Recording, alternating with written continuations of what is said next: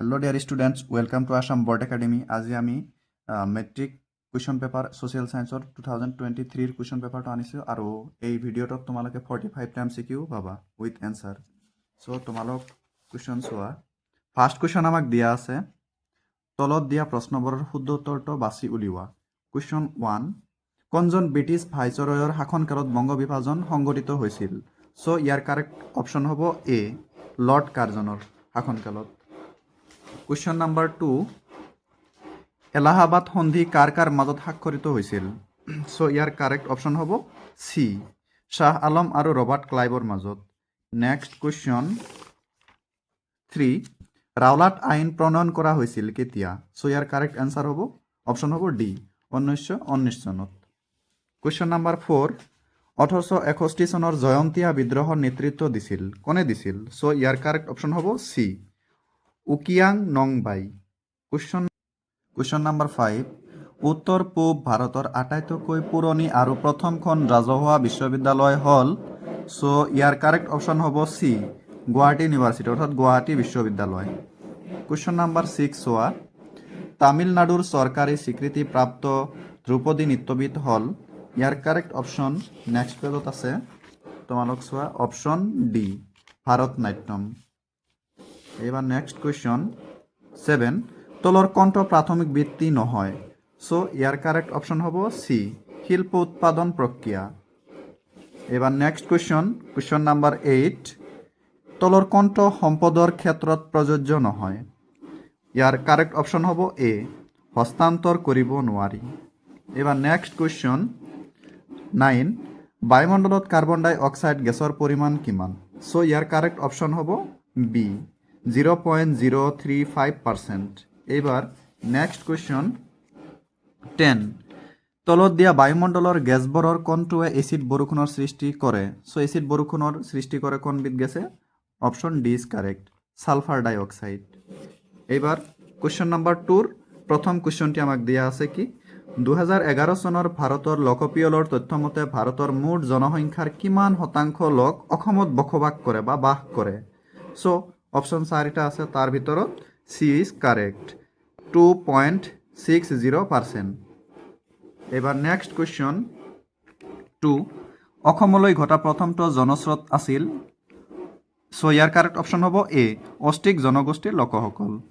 Next question চোৱা, question number 3, 1976 চনত সংবিধানৰ 42 নং সংশোধনীৰ জৰিয়তে 3টা গুৰুত্বপূৰ্ণ শব্দ ভাৰতীয় সংবিধানৰ প্ৰস্তাৱনাত সন্নিৱিষ্ট কৰা হৈছিল। এই শব্দকেইটা হ'ল? চ' ইয়াৰ পৰা কাৰেক্ট অপশ্যন ইজ বি, সমাজবাদী, ধৰ্মনিৰপেক্ষ আৰু ঐক্য। এই 3টা শব্দ সংবিধানত সন্নিৱিষ্ট কৰা হৈছিল। এবাৰ নেক্সট কুৱেশ্যন নাম্বাৰ 4, ৰাষ্ট্ৰসংঘৰ নিৰাপত্তা পৰিষদৰ স্থায়ী সদস্য ৰাষ্ট্ৰৰ সংখ্যা হ'ল 5, তাৰে 4খন সদস্য ৰাষ্ট্ৰ হ'ল আমেৰিকা যুক্তৰাষ্ট্ৰ, গ্ৰেট ব্ৰিটেইন, ফ্ৰান্স আৰু চীন। পঞ্চমখন স্থায়ী সদস্য ৰাষ্ট্ৰ হৈছে? চ' ইয়াৰ পৰা কাৰেক্ট অপশ্যন হ'ব বি, ৰাছিয়া। কুৱেশ্যন নাম্বাৰ এবাৰ 5 চোৱা, 1935 চনৰ ভাৰত চৰকাৰ আইনখনে কি কৰিছিল? ইয়াতে 4টা অপশ্যন দিয়া আছে, 4টা মানে 2টা অপশ্যন দিয়া আছে, তাৰ ভিতৰত এই পিঠিত চোৱা তোমালোকে, চি ইজ কাৰেক্ট হ'ব, অনলি 1 ইজ কাৰেক্ট অৰ্থাৎ কেৱল এক শুদ্ধ। চ' 1 নম্বৰ অপশ্যন দিয়া আছে, ভাৰতবৰ্ষত যুক্তৰাষ্ট্ৰীয় পদ্ধতিৰ প্ৰৱৰ্তন কৰা হৈছিল, এইটো শুদ্ধ অপশ্যন হয়। চ' ইয়াৰ পৰা 4টা অপশ্যন দিয়া আছে, এ, বি, নেক্সট পেজত আছে চি, ডি। চ' ইয়াৰ পৰা কাৰেক্ট হ'ব চি। নেক্সট কুৱেশ্যন 6, ভাৰতবৰ্ষত ৰাষ্ট্ৰীয় মানৱ অধিকাৰ আয়োগৰ সভাপতিজন? কাৰেক্ট অপশ্যন হ'ব চি, উচ্চতম ন্যায়ালয়ৰ প্ৰাক্তন মুখ্য ন্যায়াধীশ হ'ব লাগিব। এবাৰ নেক্সট কুৱেশ্যন নাম্বাৰ 7, তলত উল্লেখ কৰা কোনটো বিত্তীয় প্ৰতিষ্ঠান ভাৰতবৰ্ষত ক্ষুদ্ৰ উদ্যোগ খণ্ডৰ আধুনিকীকৰণ, সম্প্ৰসাৰণ আৰু উৎপাদিত সামগ্ৰীৰ বজাৰ সৃষ্টিৰ অৰ্থে 1919 চনৰ পৰা কাৰ্যকৰী কৰা হৈছিল? চ' ইয়াৰ কাৰেক্ট অপশ্যন তোমালোক চোৱা, বি, ভাৰতীয় ক্ষুদ্ৰ উদ্যোগ উন্নয়ন বেংক, সিডবি, সংক্ষেপে SIDBI, SIDBI। Next question number 7, মুদ্ৰাৰ ক্ৰমবিকাশৰ ধাৰা অনুসৰি 5টা পৰ্যায় হ'ল? 5টা পৰ্যায় কি হ'ব? প্ৰচেছ অৰ্থাৎ ষ্টেজ 5টা কি হ'ব? চ' B is correct.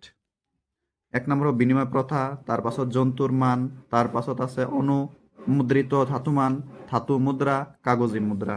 Question number, এবাৰ নেক্সট কুৱেশ্যন চোৱা তোমালোকে 9। ভাৰতবৰ্ষত এটা বিত্তীয় বৰ্ষই সামৰি লোৱা কালচোৱা হ'ল কোনটো হ'ব?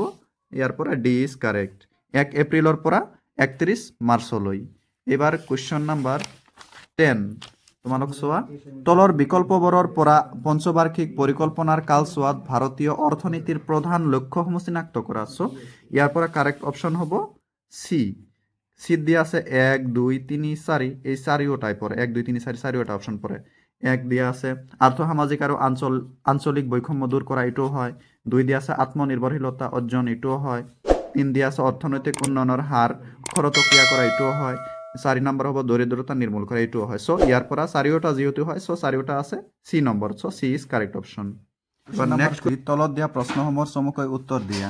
1 নম্বৰ কুৱেশ্যন দিয়া আছে 1931 চনৰ দ্বিতীয় ঘূৰণীয়া মেজমেলত অংশ লোৱা কংগ্ৰেছৰ তিনি প্ৰতিনিধিজনৰ নাম লিখা। চ' ইয়াতে হ'ব মহাত্মা গান্ধী আছিল প্ৰতিনিধি। কুৱেশ্যন নাম্বাৰ 2 দিয়া আছে অসমত 1857 চনৰ বিদ্ৰোহৰ নেতৃত্ব কোনে দিছিল? আমি সকলোৱে জানো মণিৰাম দেৱানে দিছিল। এবাৰ নেক্সট কুৱেশ্যন নাম্বাৰ 3, জোনাকী কাকতৰ প্ৰথম সম্পাদক কোন আছিল? আমি সকলোৱে জানো চন্দ্ৰকুমাৰ আগৰৱালা আছিল প্ৰথমজন সম্পাদক। এবাৰ নেক্সট কুৱেশ্যন নাম্বাৰ 4, তোমালোক চোৱা অৰ্থশাস্ত্ৰ কোনে ৰচনা কৰিছিল? জানো কৌটিল্য। নেক্সট কুৱেশ্যন আছে পৃথিৱীৰ ক্ষুদ্ৰতম মহাসাগৰখনৰ নাম হৈছে উত্তৰ মহাসাগৰ। কুৱেশ্যন নাম্বাৰ 6, অসমৰ আটাইতকৈ হেৰেংগা বসতি জিলাখনৰ নাম কি? হেৰেংগা অৰ্থাৎ আটাইতকৈ কম জনবসতিপূৰ্ণ জিলাখনৰ নাম হৈছে ডিমা হাছাও জিলা।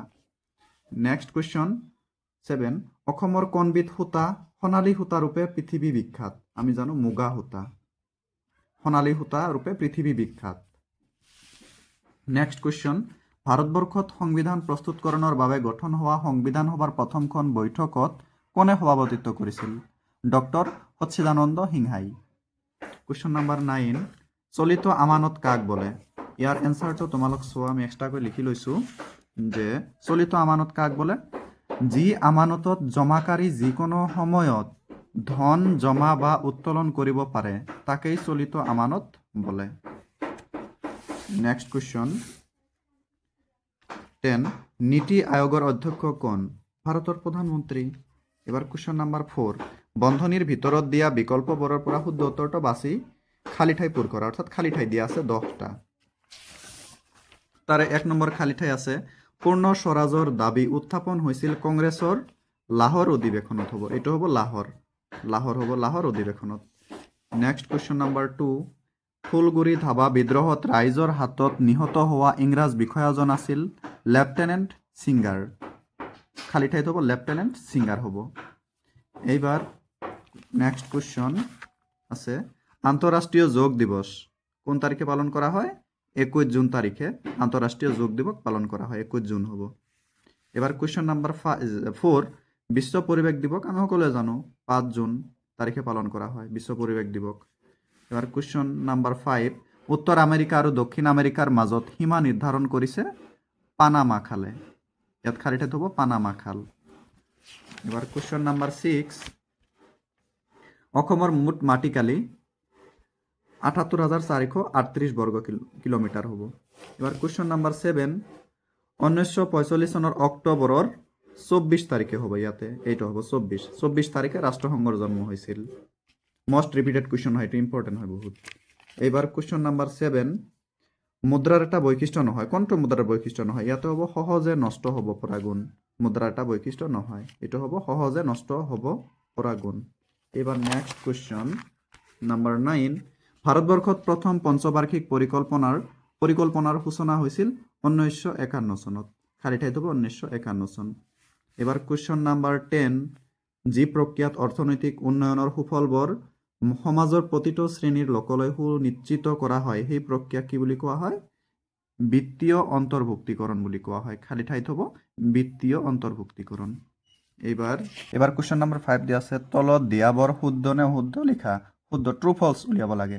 চ' 1 নম্বৰ কুৱেশ্যন দিয়া আছে গান্ধীৰ দাণ্ডী যাত্ৰাত অংশ লোৱা অসমীয়া ব্যক্তিগৰাকী হ'ল লীলাধৰ বৰুৱা। এইটো সত্য হয়, এইটো হ'ব সত্য, 1 নম্বৰটো সত্য। 2 নম্বৰ দিয়া আছে হস্তি বিদ্যাৰ্ণৱ পুথিখন মহাপুৰুষ শংকৰদেৱে ৰচনা কৰিছিল। এইটো অসত্য হ'ব এইটো। ৰচনা কৰা নাছিল বস্তিবিদ্যাৰ নপুথি অসত্য কুৱেশ্যন নাম্বাৰ 3 পৃথিৱীৰ দীৰ্ঘতম পৰ্বত শ্ৰেণীৰ নাম হ'ল এণ্ডিছ পৰ্বতমালা এইটো সত্য 3 নম্বৰটো হ'ব সত্য 4 নম্বৰ CTBTৰ সম্পূৰ্ণ সম্প্ৰসাৰিত ৰূপটো হৈছে কম্প্ৰেহেনচিভ টেক্সট ব্লক ট্ৰিটি এইটো অসত্য হ'ব কুৱেশ্যন নাম্বাৰ 5 দেশ এখনত কাগজী মুদ্ৰা ছপা কৰাটো কেন্দ্ৰীয় বেংকৰ একচেটিয়া অধিকাৰ এইটো সত্য আশা কৰোঁ আমাৰ ভিডিঅ'বোৰ তোমালোকে ভাল পোৱা আৰু এনে ভিডিঅ' পাবলৈ লাইক কৰিবা শ্বেয়াৰ কৰিবা আৰু চেনেলটো ছাবস্ক্ৰাইব কৰিবলৈ নাপাহৰিবা থেংক ইউ